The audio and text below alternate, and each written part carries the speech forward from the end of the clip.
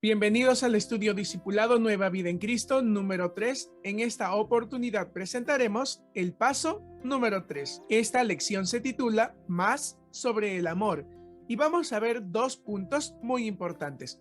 El primero, ¿cuál es la medida del amor verdadero? Y segundo punto, viviendo juntos en amor. Respondamos a las preguntas de conocimiento previo. En lugar de proteger el amor, ¿con los celos lo destruimos? ¿El amor verdadero pasa por alto las fallas de otros? ¿El afán de adquirir cosas puede estropear mi habilidad de desarrollar buenas relaciones con otros? Responderemos estas preguntas al final de la lección. Comencemos con el primer punto. ¿Cuál es la medida del amor? Pero antes respondamos a la pregunta ¿cómo es el amor? Y leamos 1 Corintios capítulo 13 del 4 al 7, donde describe el amor verdadero. Y aquí vamos a ver que hay 15 características del amor, 7 positivas y 8 negativas. Vamos a apuntarlas. El amor es sufrido, es benigno, el amor no tiene envidia, el amor no es jactancioso, no se envanece, no hace nada indebido, no busca lo suyo, no se irrita, no guarda rencor, no se goza de la injusticia, más se goza de la verdad, todo lo sufre, todo lo cree, todo lo espera y todo lo soporta. Tengamos en cuenta que estas características no solo se aplican para el amor entre pareja, sino para el amor en general, para todas las personas. Y ahora vamos a estudiar cada una de estas características de forma muy breve. El amor es sufrido. Tiene que ver con la paciencia y está ligada a las personas y no a las circunstancias. No importa cuán difícil pueda ser una circunstancia, debemos ser pacientes. Decide perdonar en lugar de la venganza, la ira o el resentimiento. Cuando dice que el amor es benigno, se refiere a la amabilidad, es decir, ver el lado positivo en todo. El mundo dirá, piensa mal y acertarás, pero eso es el mundo. Nosotros no. Nosotros vemos lo bueno en todas las cosas, porque sabemos que Dios puede sacar lo bueno de todas las cosas, aún de la persona que el mundo cree que no tiene remedio. Además, extiende el bien a todos, no importa, no mira quién lo merece o no. La gracia y el amor de Dios tampoco distingue a las personas, nosotros tampoco tenemos que hacerlo. Cuando la palabra de Dios dice que se goza en la verdad, está refiriéndose a la sinceridad, y es que no tiene nada que ocultar. Muchos de los problemas que las personas tienen es porque ocultan, no dicen toda la verdad, guardan secretos, y esto termina por lastimar todas las relaciones. Además, se alegra cuando la verdad triunfa. Siempre sea sincero. Cuando la palabra de Dios dice que todo lo sufre, se refiere al reproche. ¿Qué es esto? Nunca saca a la luz los trapos sucios. Quiere decir que no critica, sino enseña, corrige y repara. Cuando dice que todo lo cree, significa que hay confianza. Esto es, cree todo lo que no sea verdaderamente falso. No significa tampoco una creencia ciega, pero esta persona debe confiar en la otra y si no hay razones para desconfiar, entonces no debería hacerlo. Recuerden, debemos pensar bien en todo. Además, no cree ni crea falsas sospechas. Y esto es importante, nunca te dejes llevar por tus emociones o por el comentario de otras personas. Es mejor que lo compruebes antes. Cuando dice que todo lo esperas, significa que no pierde la fe ni la esperanza. Hay muchas personas que están orando por otra persona para que ésta cambie, para que Dios obre en su vida. Y a veces oran 1 año, 2 años, 4, 10 años. Algunos pierden la esperanza, pero una característica del amor es que no pierde la esperanza. Además, no se desanima, no se cansa, sigue adelante, porque todavía espera, porque aún le ama. Cuando dice que todo lo soporta, se refiere a que soporta las dificultades, no con pasividad ni resignación, como quien decir, bueno, ya nunca cambiará. Así será, pues, ¿qué se hará? No, no significa soportar las dificultades con resignación, sino con paciencia, valentía, firmeza, confianza y entereza, porque no lo hacemos en nuestras propias fuerzas. Nosotros tenemos al Espíritu Santo que nos acompaña todo el tiempo.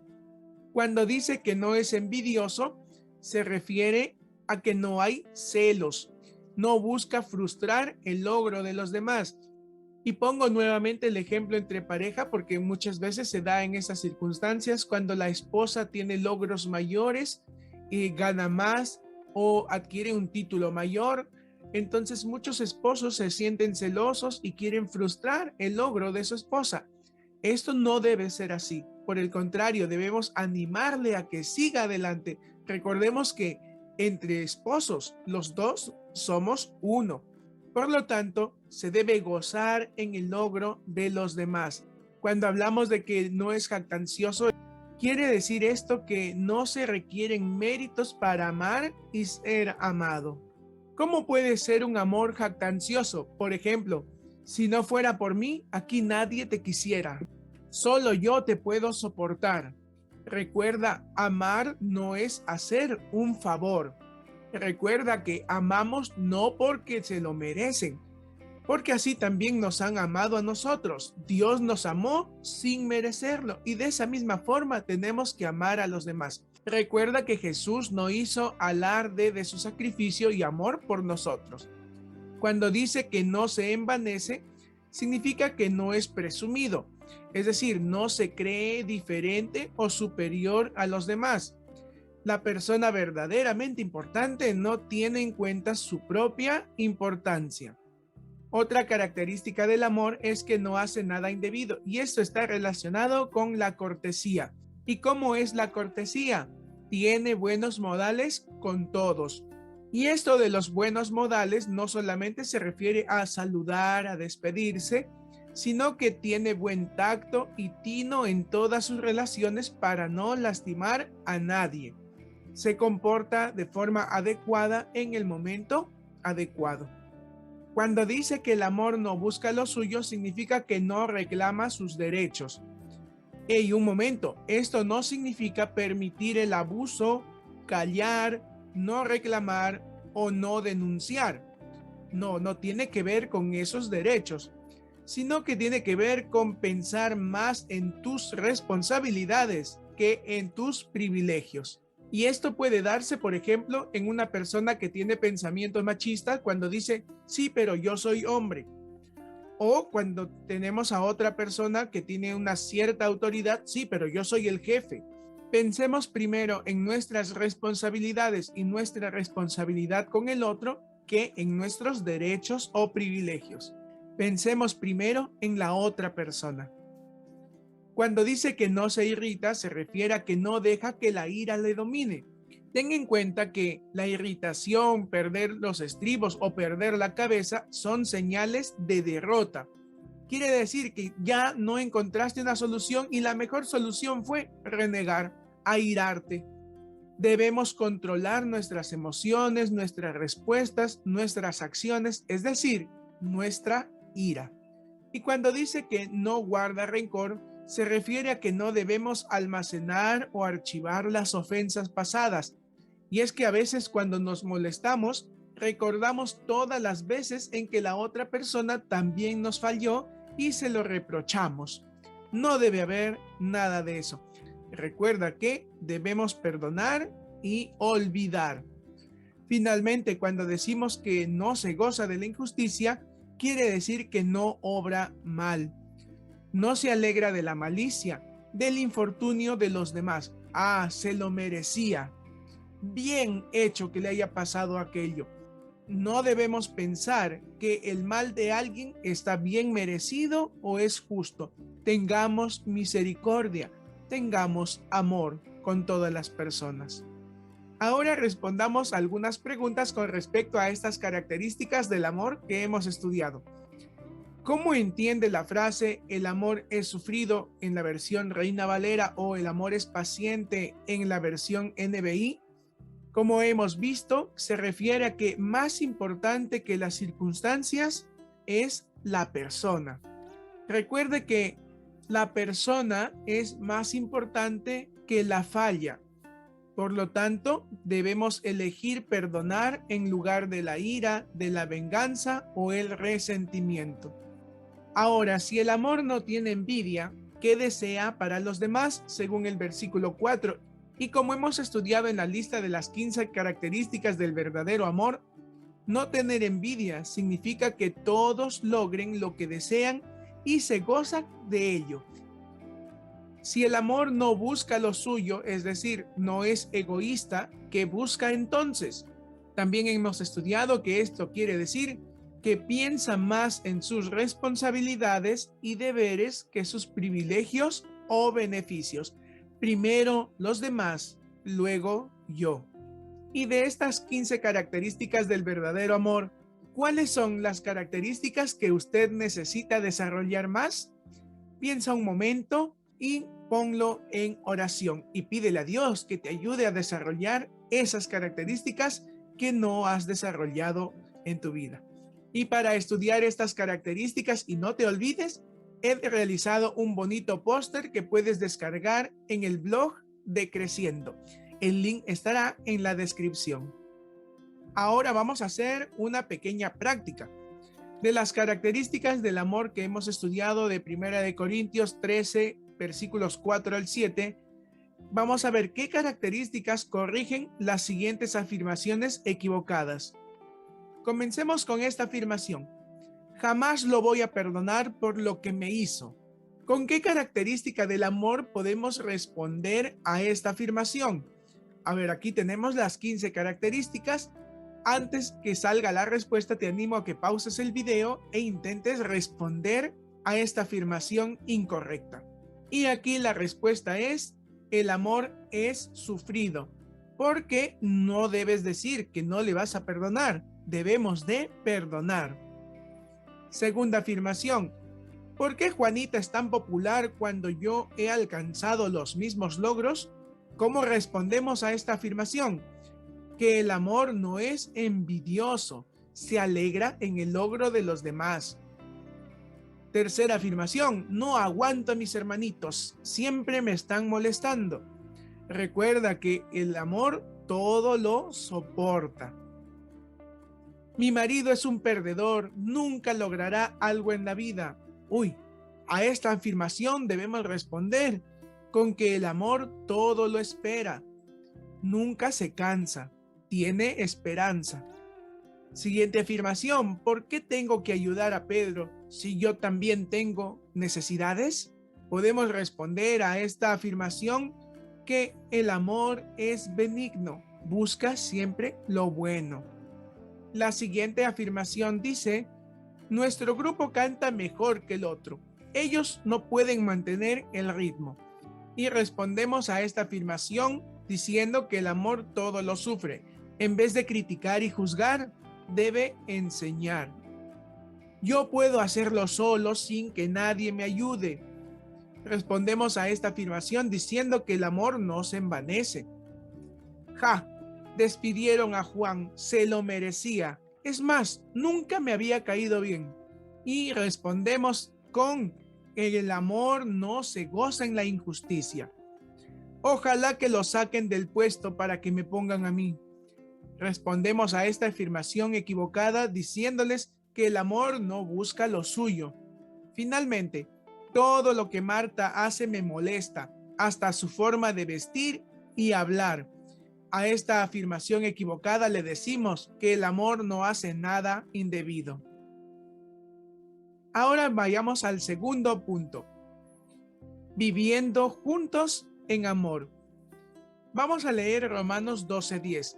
Amaos los unos a los otros con amor fraternal, en cuanto a honra, prefiriéndoos los unos a los otros. En este versículo nos dice que el amor debe ser fraternal, Pero la segunda parte del versículo indica que esto incluye que debemos preferirnos los unos a los otros.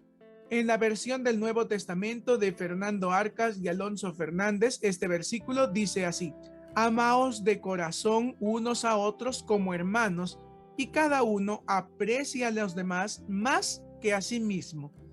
Entonces, debemos preferirnos los unos a los otros significa que debemos apreciar a los demás más que a uno mismo. Ahora leamos Gálatas capítulo 5, versículos 14 y 16. Porque toda la ley en esta sola palabra se cumple: amarás a tu prójimo como a ti mismo. Pero si os mordéis y os coméis unos a otros, mirad que también no os consumáis unos a otros. Digo pues, andad en el espíritu y no satisfagáis los deseos de la carne. A pesar del llamamiento de amar al prójimo del versículo 14, ¿qué es lo que algunos hacen según el versículo 15? Aquí podemos leer que se muerden y comen entre ellos. ¿Qué quería decir Pablo cuando habló de morderse? No significa literalmente ir y darle una mordida a alguien. Aquí la palabra morder significa difamar. Comer significa destruir por la difamación. No debe haber esta actitud en nosotros.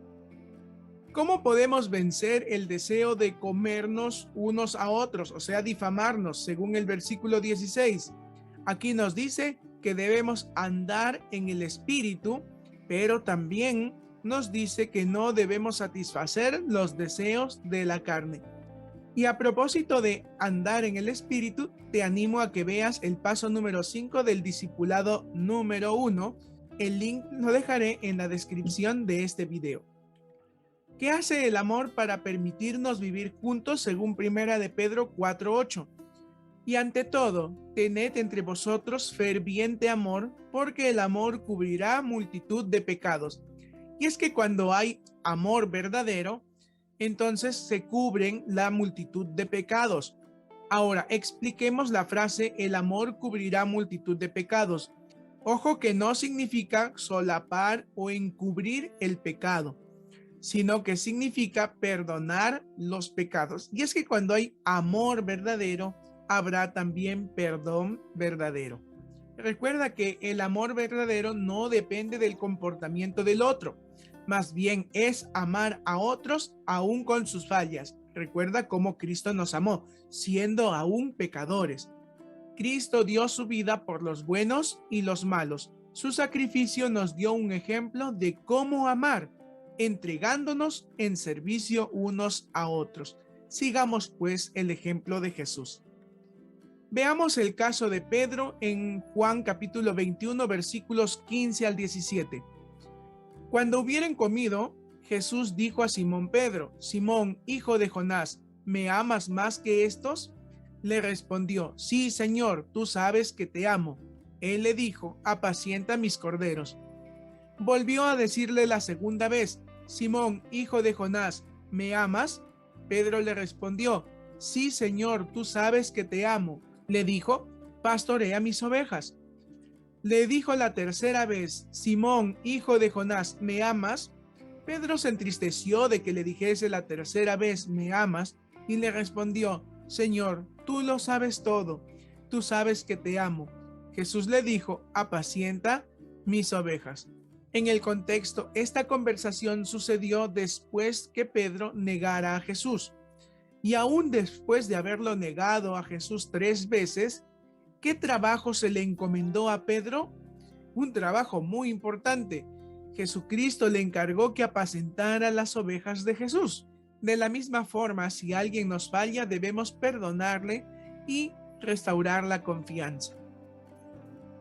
¿Qué es lo que no debemos amar según 1 de Juan 2:15? No améis al mundo ni las cosas que están en el mundo. Si alguno ama al mundo, el amor del Padre no está en él. En este versículo nos dice que no debemos amar el mundo y las cosas del mundo. ¿A qué se refiere con el mundo? Se refiere a todo el sistema que Satanás ha tejido a nuestro alrededor para apartarnos de Dios. O como lo ilustra Jesús, la puerta ancha y el camino espacioso, el que te ofrece pues satisfacer los deseos de la carne. Según Santiago 4, versículos 1 y 2, la causa de conflictos es: ¿de dónde vienen las guerras y los pleitos entre vosotros? ¿No es de vuestras pasiones las cuales combaten en vuestros miembros? Codiciáis y no tenéis, matáis y ardéis de envidia y no podéis alcanzar. Combatís y lucháis, pero no tenéis lo que deseáis porque no pedís. ¿Cuál es la causa de nuestros conflictos? Nuestras pasiones, es decir, nuestros deseos, los deseos de nuestra carne. Y además también aquí agrega la codicia y la envidia. Recuerda que amar las cosas del mundo afecta nuestra capacidad de amarnos unos a otros. Y entramos en conflicto cuando damos prioridad al adquirir cosas en lugar de construir relaciones positivas con otros, como nuestro cónyuge, como nuestros familiares, como nuestros hermanos y amigos. Ahora bien, los cristianos nos amamos unos a otros, pero ¿qué reacción debemos esperar de los no creyentes? Según 1 de Juan capítulo 3, versículo 13, hermanos míos, no os extrañéis si el mundo os aborrece. Y es que a veces el mundo puede que nos aborrezcan.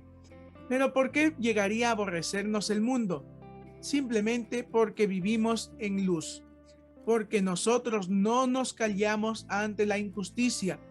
Pero recuerda que aunque los inconversos nos odien, debemos amarles, orar por ellos y dar testimonio a ellos como lo hizo Jesús. Ahora vamos a responder a las preguntas de conocimiento previo. En lugar de proteger el amor, ¿con los celos los destruimos? Claro que sí.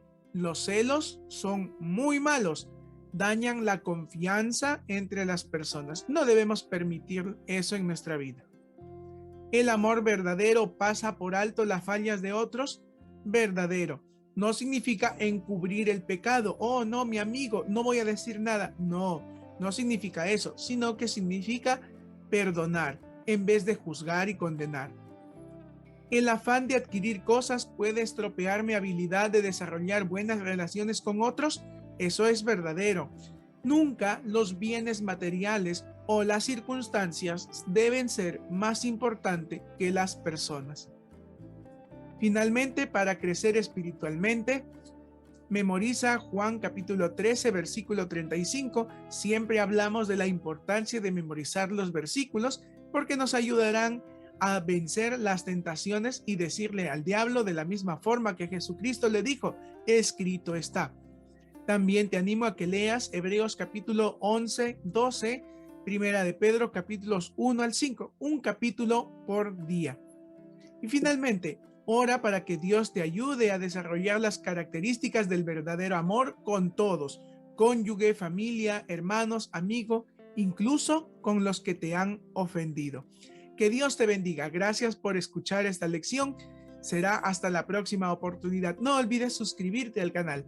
De esta forma podemos alcanzar a más personas. Te animo también a mirar los videos de estas listas de reproducciones y no olvides descargar el póster en el blog de Creciendo. Que Dios te bendiga. Hasta luego.